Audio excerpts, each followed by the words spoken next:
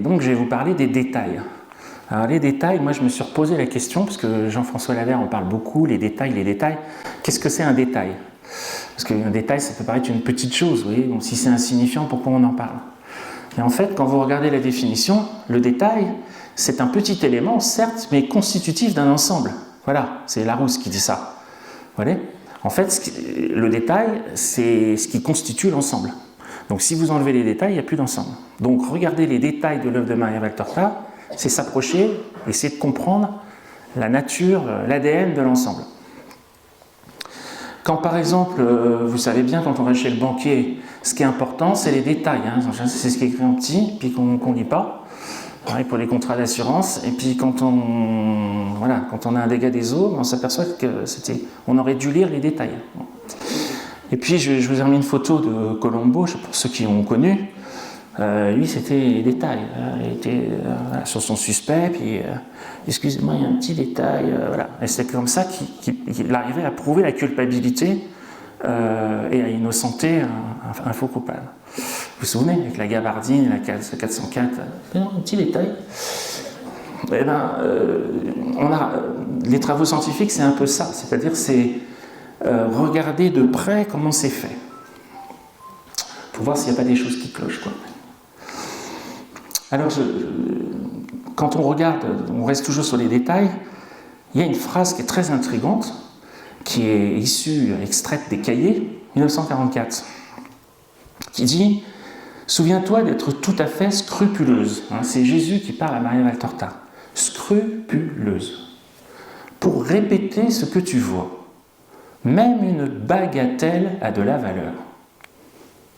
Il t'arrive d'omettre quelques détails, lui dit-il, il faut les éviter, mets-les au bas des pages, vous voyez, les notes de bas de page, mais indique-les tous. Ce n'est pas un reproche, mais un doux conseil de ton maître. Bon, ok. Et puis, j'en ai trouvé une autre, dans les cahiers, toujours, un peu plus loin, où Jésus dit à Maria Valtorta, plus tu seras attentive et exacte, et plus grand sera le nombre de ceux qui viendront à moi. Bon, là, on est un peu nombreux, mais d'après vous, pourquoi Jésus, par 2 fois, et même à d'autres occasions il le fait, pourquoi est-ce qu'il insiste autant auprès de Maria Valtorta pour qu'elle décrive tout ce qu'elle voit? Parce que si on se met 5 minutes un peu à sa place, si tant est que ce soit possible, ça doit quand même être très surprenant d'assister et de voir comme si on y était à des scènes de l'Évangile. Et je pense que Jésus doit être subjugant et on doit être focalisé sur lui et puis effectivement peut-être moins faire attention aux choses annexes à côté. Les paysages, les détails, les vêtements. Bon. Alors pourquoi est-ce que Jésus insiste comme ça, d'après vous? Bon, ceux qui savent... Pour montrer le réel. Pour montrer le réel, ouais, mais bon...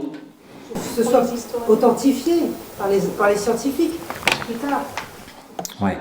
Alors vous avez tous bien répondu, mais en fait en 1943, on pouvait se dire, bon, qu'est-ce que ça peut faire? Ce qui est important, c'est de voir Jésus, quoi. Enfin, c'est de l'entendre. Qu'est-ce que ça peut faire de voir le détail d'un vêtement d'un grand prêtre, un nom de rue, la courbure d'une lampe à huile. Enfin, vous voyez, c'est pas... Moi, j'ai pas vu tout ça quand je l'ai lu la première fois. Hein. Ça m'est passé, je suis passé complètement à côté. Et donc, c'est étonnant de voir qu'il insiste autant. Alors, effectivement, vous avez raison. En fait, c'est quand on mène cette enquête approfondie. Alors maintenant, Jean-François Lavert, il dit plus détail, il dit pépites. Oui, mais ça, c'est voilà, des pépites. Donc en fait, un petit mot sur cette enquête, sur ce travail qui est fait. Et en fait, au départ, Jean-François Lavert, il n'était pas du tout convaincu de l'authenticité de cette œuvre. C'est sa femme qui lui lisait les chapitres tous les soirs, etc. Et à un moment donné, il lui a pris le livre des mains, je vous fais court, et il lui a dit, écoute, donne-moi ça, je vais regarder, et il ne va pas s'écouler beaucoup de temps avant que je trouve un détail, une incohérence, un truc qui ne va pas, c'est pas possible. C'est peut-être très beau, mais ça doit être truffé d'erreurs. Et donc c'est comme ça qu'il a entrepris. Donc je vous invite vraiment à aller voir cette conférence sur YouTube là. C'est la seule qu'il a donnée et elle est vraiment magnifique parce qu'il fait une synthèse de son livre. Parce qu'en fait il a écrit 2 livres Bon, ça, je n'ai que le tome 2, mais il y a le tome 1 sur lequel je vais m'appuyer pour faire la dernière partie jusqu'à la pause, là. Vous voyez les 2 livres ici. Alors, les détails, qu'est-ce que c'est? Ben, les détails, par définition, on ne les voit pas. Alors, je vais vous montrer un exemple. Vous voyez, tome 2, chapitre 108, Maria Valtorta, donc pour ceux qui ne connaissent pas, c'est tant mieux. Vous voyez, elle marque comme ça. Toutes les campagnes de Galilée sont occupées au gai travail de la vendange. Ok, bon, donc vous voyez, on est en Galilée, très bien. Les hommes, grimpés sur de hautes échelles, font la cueillette sur les tonnelles et les pieds de vigne. Les femmes, le panier sur la tête, apportent des grappes rouges et dorées aux fouleurs qui les attendent. Donc vous voyez, Maria Valtorta, déjà, première observation, c'est écrit au présent. C'est très visuel. Il y a du visuel, du son et du kinesthésique, de l'odorat. Vous voyez, chant, rire, plaisanterie, circulent de coteau à coteau, de jardin à jardin. En même temps, vous voyez, elle nous prend ensuite par les parfums caractéristiques des vendanges, c'est-à-dire l'odeur du mou, voilà, elle nous décrit les abeilles qui bourdonnent, etc., etc. Bon, là, par exemple, quand Jean-François Lavert a lu ce texte, lui, peut-être pas vous, on va voir, mais je pense qu'il y en a qui connaissent, lui, pour lui, il y a un truc qui tique, qui ne va pas là. Il y a une incohérence. Est-ce que vous voyez laquelle? Les échelles, voilà. Donc effectivement, on voit peu de vignerons prendre des échelles pour aller chercher les raisins. Et encore moins des grandes échelles. Donc là, je ne sais pas, je ne marche pas dans sa tête, mais il a dû se dire « Ah, voilà une erreur que je vais pouvoir montrer à ma femme pour lui montrer que ça ne tient pas. » Mais voilà, il a pris soin préalablement quand même d'aller regarder quelles étaient les techniques utilisées par les Romains et les Juifs à cette époque-là, les techniques viticoles, et il a découvert qu'en fait, on faisait partir les pieds de vigne, on les faisait courir dans les arbres. Et souvent, c'était les oliviers. C'était peut-être la permaculture avant l'heure. J'imagine que ça devait être un bon alliage et que les nuisibles devaient se neutraliser. Je ne sais pas, je n'ai pas creusé la question. En tout cas, voilà, Maria Valtorta, elle n'a pas fabulé, vous voyez. Elle a vraiment vu des grandes échelles. Et donc, elle dit ce qu'elle voit. Donc, même si ça paraît étonnant, on se dit, oh là là, il y a une erreur là, qu'est-ce que c'est ce truc? En fait, quand on creuse, surprise. Et oui, c'était les techniques viticoles de l'époque. Donc, comment est-ce qu'il a travaillé, Jean-François Lavert? Je vous fais une brève synthèse. Il a travaillé d'une manière extrêmement exigeante, hein, comme les archéologues. Vous avez vu les archéologues, comment ils font? Ils quadrillent le terrain, ils fouillent, ils numérotent, ils classent, ils rangent. Eh bien, il a fait pareil. Il a pris les 10 tomes. Et un peu comme les chercheurs d'or, voilà, qui cherchent les... Il passait au tamis, et à chaque fois qu'il y avait un détail, une information, il faisait une enquête et il regardait, il allait vérifier. Et il a fait ça dans tous les domaines, un travail de titan. Il a fait ça dans les domaines artistiques, les peintures de l'époque, les sculptures, quels étaient leurs outils, leur expression artistique, l'astronomie, on y reviendra, la botanique, la zoologie. Regardez par exemple la botanique. Si vous prenez dans les 10 tomes, il y a plus de 150 espèces végétales qui sont citées. Alors, on ne s'en rend pas compte, hein. Je dis ça pour ceux qui n'ont pas lu, on ne le voit pas, hein, mais si on fait un travail attentif, et on se dit, mais tiens, en fait, toutes ces variétés-là, elles poussaient bien en Palestine en l'an 30. Donc, il est allé travailler avec des botanistes spécialisés sur ces questions. Et vous voyez, il y a beaucoup de variétés, il faut connaître. Hein. Alors, à chaque fois, elle ne les cite pas forcément. Quand elle ne sait pas, elle le décrit. Voire, elle peut aller jusqu'à faire un dessin. Mais la majeure partie du temps, elle les cite. Ou elle les entend dans un dialogue. À ce moment-là, elle nous les redonne phonétiquement. Et phonétiquement, on retrouve la plante. Et donc, on a vérifié espèce végétale par espèce végétale. Et vous savez quoi? Il n'y a aucune erreur. À chaque fois, toutes les plantes, les variétés végétales qui sont citées dans l'œuvre étaient bien les végétaux, les arbres qui poussaient en Palestine. Autre exemple, tome 1. Elle dit, c'est la vision du mardi 25 janvier 44, minuit.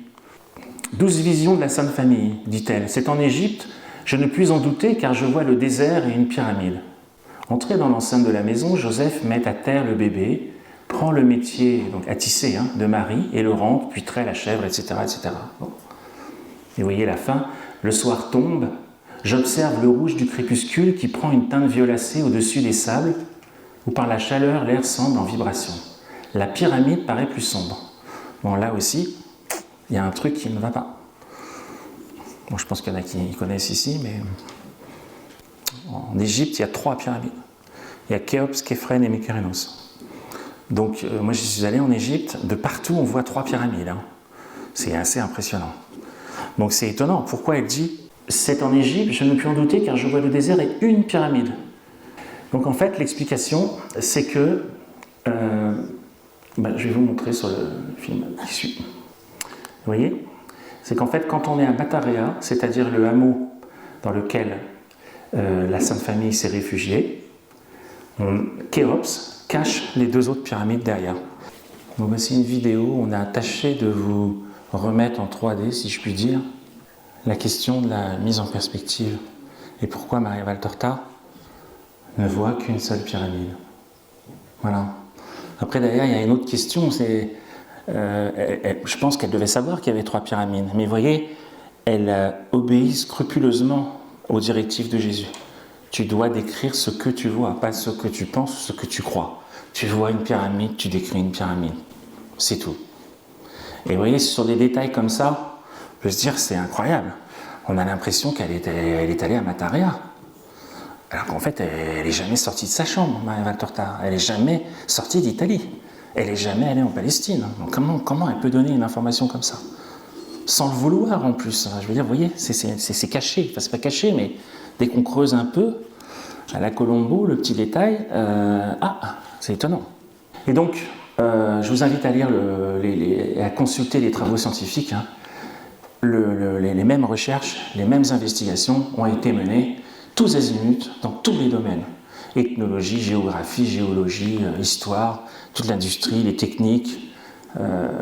J'ai encore appris des choses sur la façon dont ils ferraient les chevaux. Voilà. En fait, ils ne les ferraient pas, ils avaient des hipposandales, les Romains.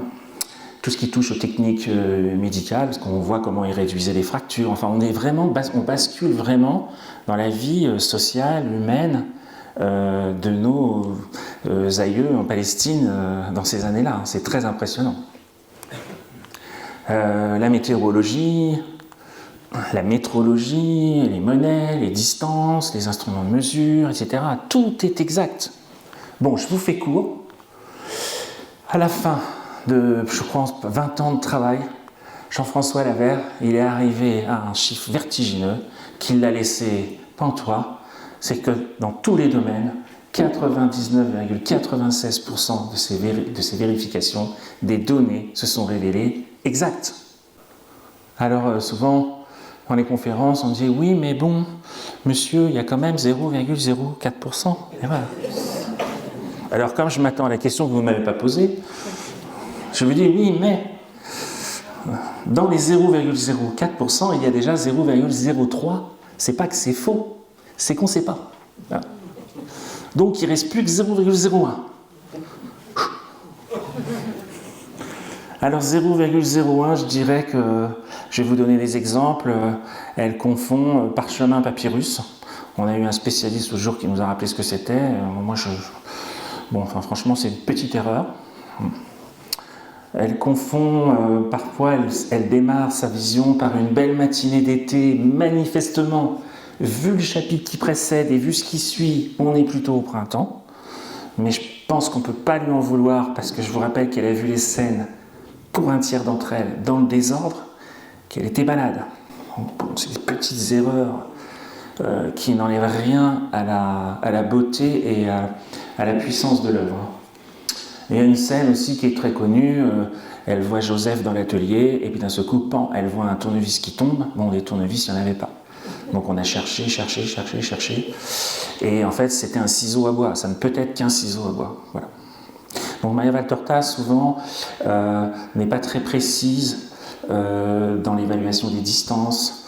Elle n'est pas toujours très précise dans tout ce qui touche à l'architecture, les oiseaux. Parfois, elle reconnaît le volatile, mais elle peut se tromper, ou alors elle ne le nomme pas, mais bon, voilà. Donc elle a des petites... Moi, je trouve personnellement que ça met une petite touche d'humanité à cette vérification un peu froide, que je trouve assez touchante. Donc vous voyez par exemple ici, ce que vous avez sous les yeux à droite, c'est la reconstitution de ce qui est aujourd'hui un musée à Jérusalem, qui s'appelle le Wool Archaeological Museum, et qui en fait est le palais de Lazare. Et en fait, la disposition des pièces, l'architecture générale du bâtiment, la vue qu'on voit depuis la terrasse, tout est parfaitement exact quand on lit dans le texte de Maria Valtorta. La position de ce palais qui domine la vieille ville de Jérusalem, et puis très émouvant, la salle rouge qui est mentionnée 2 fois, voilà, je l'ai mis là, qu'on a retrouvée. Mais 40 ans après, Maria Valtorta, elle le décrit en 1943, et à ce moment-là, cette bâtisse, elle est sous terre. Plus personne ne sait où est le palais de Lazare. Donc, comment c'est possible de donner autant d'informations d'une bâtisse très importante? Lazare, c'est un personnage très important, un acteur très important de notre évangile, alors qu'il était sous terre. Et que personne ne connaissait cette salle rouge. Voilà. Donc les exemples comme ça abondent, hein. Je vais m'arrêter là, je vous en montre encore un. Bethsaïda. Alors Bethsaïda, c'est quand même pas rien, parce que c'est le village de Pierre et d'André quand même. C'est comme Capharnaüm. Capharnaüm, il est cité déjà dans l'Ancien Testament. C'est la ville voisine. Vous voyez, Capharnaüm est ici. Bethsaïda, vous voyez ici, là, je ne sais pas si vous voyez les petites rayures. Aujourd'hui, c'est comme ça. C'est-à-dire que ici, il y a eu un tremblement de terre, je crois que c'est dans les années 400, et donc Bethsaïda a été rayée de la carte, a disparu des mémoires, et ici, maintenant, c'est des alluvions, des éboulis, vous voyez. Donc les archéologues, depuis plus de 1000 ans, cherchaient Bethsaïda sur les bords, sur les rives, c'était un village de pêcheurs. En fait, regardez,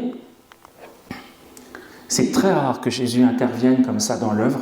Il dit à Maria Valtorta, « Maintenant la ville ne semble plus être sur les rives du lac, mais un peu vers l'intérieur, dans les terres, et cela déconcerte les spécialistes. On doit chercher l'explication dans le fait que de ce côté du lac, a été comblé par 20 siècles d'alluvions apportés par le fleuve et par les éboulis descendus des collines de Bethsaïde.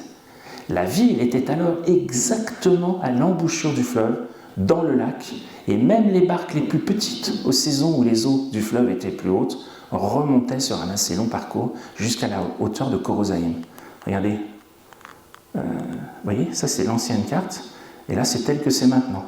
Et bien on a redécouvert le village de Bethsaïda, donc je vais vous montrer, là je suis allé sur Google Earth, vous voyez Bethsaïda tel qu'il est là aujourd'hui, vous voyez le lac, voilà, tel qu'il est aujourd'hui, vous voyez ici Capharnaüm, et vous voyez qu'on est bien à la même hauteur de Korosaïm.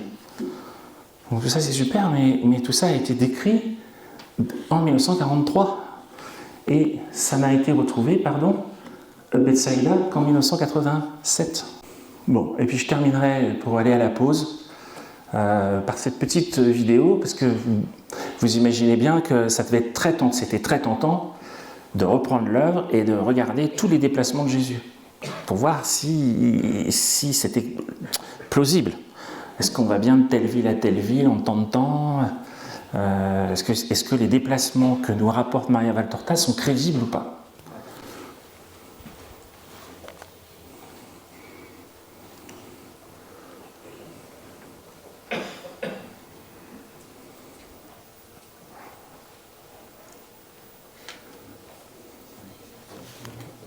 « 5 km/h.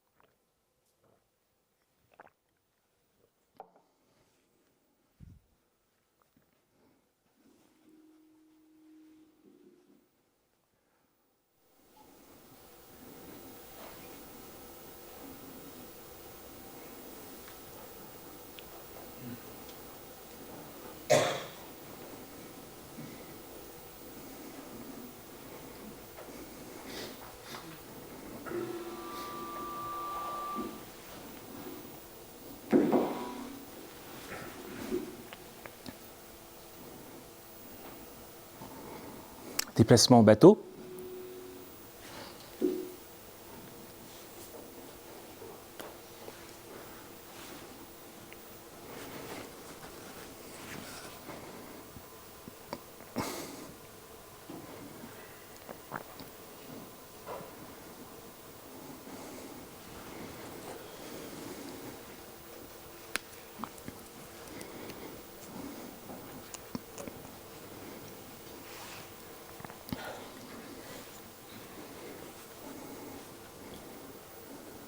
On découvre d'ailleurs dans l'œuvre que Pierre était un sacré navigateur.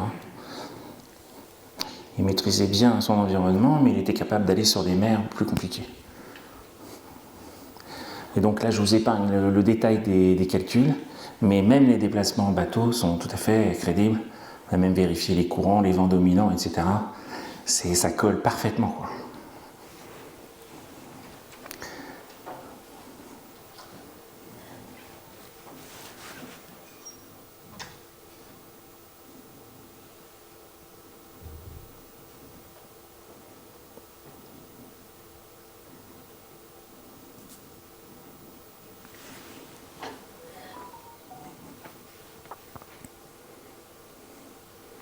Voilà, et maintenant regardez, c'est assez vertigineux, vous allez voir en vitesse accélérée tous les déplacements de notre Seigneur en 3 ans et 3 mois. Regardez, ça va très vite.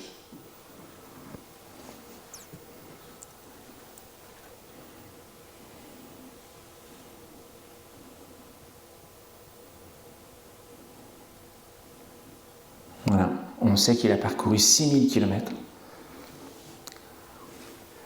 C'était donc un sacré marcheur. Parfois, il fait des déplacements avec des femmes, avec chargement, pas de chargement. Il peut y avoir des enfants, pas d'enfants. On est même allé jusqu'à observer que quand Jésus se déplace avec un plus grand nombre de personnes, et notamment des femmes, ou qu'il y a des chargements, le temps de déplacement est ralenti. Voilà. Donc en fait, vous voyez, plus on approfondit cette œuvre, plus on est ébloui et pris de vertige en fait. Donc avant d'aller à la pause, juste pour savoir, voilà, je voudrais savoir, est-ce qu'il y a quelqu'un là dans cette salle qui a encore un doute sur l'authenticité de cette œuvre, même un tout petit, hein. Surtout, n'hésitez pas. Oui ? Vous avez un doute sur l'authenticité ? Magnifique. Alors, je ne voulais pas le faire, mais on va le faire quand même. Je vais vous montrer ce qui pour moi est la preuve ultime. Donc vous savez que Jésus se déplaçait beaucoup la nuit. Et la nuit, pour Maria Valtorta, il y a moins de choses à décrire, hein, forcément, c'est plus limité. Et donc, grâce au travail de Jean Olagnier, donc je n'ai pas le livre ici, on a pu faire ce qu'on pensait impossible, c'est-à-dire reconstituer la vie de Jésus qui court sur les 3 évangiles, c'est les 4 évangiles. On a pu la reconstituer chronologiquement et dans notre calendrier à nous. J'y vais doucement parce que c'est subtil. Donc en fait, il y a 3 calendriers, hébraïque, mosaïque, julien et grégorien. Et si vous consultez le travail de Jean Olagnier, je vais vous montrer la vidéo, on connaît maintenant les grandes dates dans notre calendrier à nous, là, de 2022, des grands événements de la vie de Jésus. D'accord ? Et donc, on est allé regarder, puisqu'on connaît certaines dates, qu'à chaque fois que Maria Valtorta, à chaque fois qu'il y a une scène de nuit, elle dit par exemple, je vois Pierre qui part à la pêche, la lune se lève à l'est, elle monte, elle est pleine lune, et puis voilà. Ou souvent c'est une étoile, elle signale une position d'étoile. Ou souvent ça détermine la durée de la marche, parce que la nuit ils n'avaient pas des lampes électriques, donc quand c'était pleine lune, elle le dit. Donc et quand la lune se couche, ils se retrouvent dans le plein noir, ils arrêtent leur course. Donc on a plein d'informations sur ce qu'on appelle les positions spatio-temporelles. D'accord ? Et donc, évidemment, c'était super tentant, maintenant avec les logiciels d'astronomie, et avec une date et un lieu, d'aller voir si tel jour, telle date, à tel endroit, la Lune et le ciel est bien comme le décrit, même involontairement, Maria Valtorta. Et donc je vais vous montrer un petit exemple du travail qui a été fait, et avec une scène, le 11 mars 27, où Pierre est à la pêche, et Maria Valtorta précise ce jour-là qu'on était pleine lune, au-dessus du lac de Guénézareth à Capharnaüm. Alors regardez.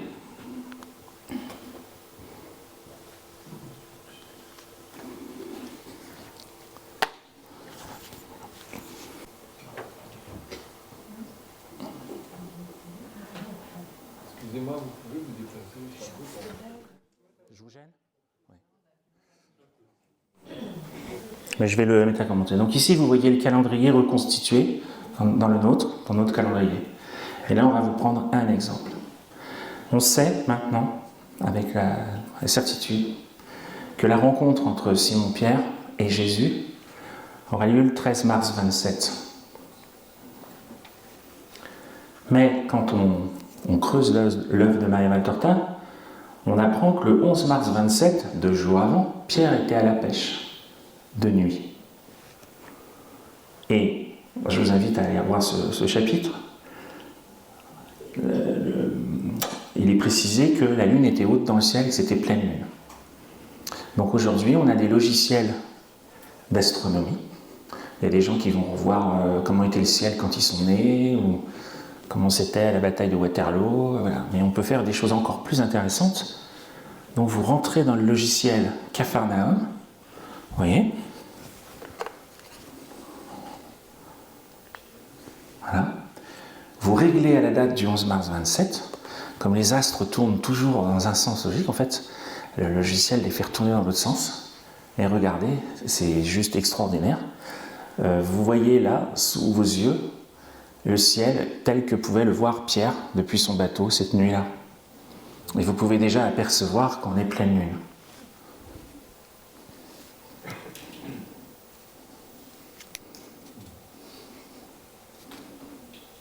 Alors, vous voyez, on a les degrés d'illumination, on a absolument tout. Voilà, on a l'heure de lever, l'heure de coucher, on peut absolument tout vérifier. Alors moi, quand j'ai montré ça, je raconte des fois ça, mon père ne m'en voudra pas s'il regarde cette vidéo, mais quand j'ai montré ça à mon père, je lui ai dit, bah, papa, moi j'ai la preuve de l'existence de Dieu. Donc je lui montre le truc là, et je lui dis, regarde, parce que, alors, donc je lui explique, je lui dis, tu vois, si tu prends un dé à 6 faces, tu essaies de faire 6 une fois, 2 fois, 3 fois, 4 fois, 5 fois, 6 fois, c'est déjà compliqué. 7 fois, 8 fois, bon. Là, Maria Valtorta, elle joue avec un dé à 28 faces, parce qu'il y a 28 positions de lune. Vous voyez? Donc la réponse de mon père, ça a été, ouais, bon, c'est un coup de peau. L'athéisme est solidement chevillé. Hein. Alors je lui dis, mais papa, c'est pas tout, c'est qu'imagine-toi qu'on a vérifié toutes les scènes de nuit. Toutes, une par une. Et il y en a 873. Et 873 fois, c'est juste. Donc si vous donnez ça, je métacommente, je commente ce que vous trouverez là. Hein. Si vous donnez ça, c'est ce qu'a fait Jean-François Lavère, un statisticien, ce qu'il a fait, un statisticien de l'INSERM, si je ne dis pas de bêtises. Il lui a fait le calcul de la probabilité scientifique, mathématique, pour que ce soit dû au hasard.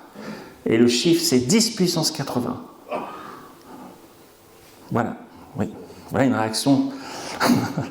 Voilà, c'est incroyable. 10 avec 80 zéros. Donc je vais vous le redire autrement.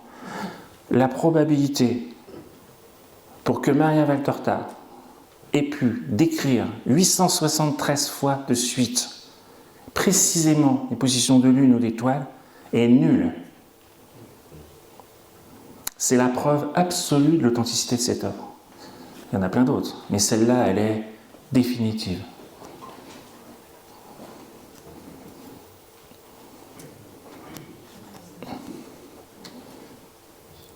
Eh bien, je vous propose qu'on fasse la pause. Merci.